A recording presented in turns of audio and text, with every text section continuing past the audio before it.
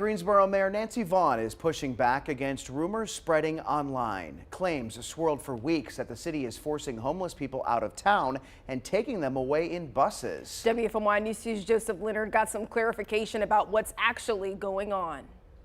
Yeah, it's a program that helps people who are homeless travel out of Greensboro. It's causing confusion online. Some believe the city is forcing people onto buses, but Mayor Nancy Vaughn says that's not the case. In downtown Greensboro, it's not uncommon to see the homeless sleeping on the streets or hanging out at the parks or outside of the Interactive Resource Center. But some are catching buses to other towns. It could be something as simple as going home to mom or an aunt or a best friend.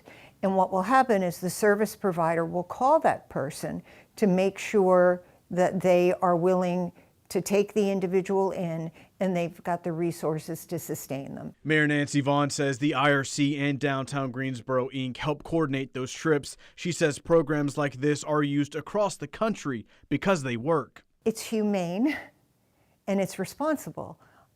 If somebody is living on the streets here and they are at risk and they have identified somebody who's willing to take them in, if DGI or any other service provider can be the reuniter, that should be celebrated. Some don't see it that way. Jason Hicks lives in Greensboro and supports the concept, but wants more transparency. He's concerned about who's paying for the tickets and if taxpayer dollars are involved. The best way to move forward, is around truth, transparency, and accountability.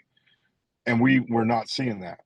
One, instead of, the story has shifted multiple times. So we're lacking the truth because the truth shouldn't need to be, constructed and built. Vaughn says DGI's travel money comes from private donations, while the IRC and Greensboro Urban Ministries comes from taxpayer dollars. There's another concern online claiming some people have been forced to leave town, but Vaughn says that simply isn't happening. I mean, there have been no reports of anybody being coerced to get on a bus, anybody who's been kidnapped to get on a bus. That just isn't happening. The IRC says it works with several groups, including DGI, to coordinate the effort. Before they arrange travel, they say they take steps to make sure people have somewhere safe to go and someone on the other end ready to support them.